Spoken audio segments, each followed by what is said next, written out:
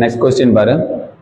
33 metre துணியை விற்றதில் 11 மீட்டர்கள் துணியின் விற்பனை விலை லாபமாக கிடைத்தது எனில் லாப சதவீதத்தை காண்க.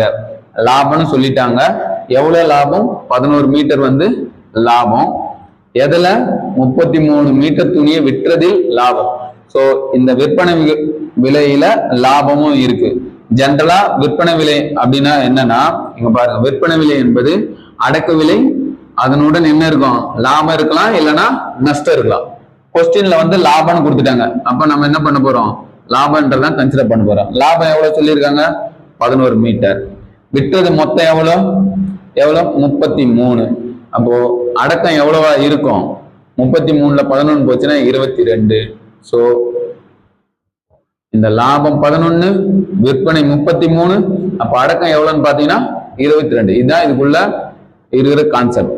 ஈக்குவல் டு லாபம் எவ்வளவு? 11, அடக்க விலை எவ்வளவு?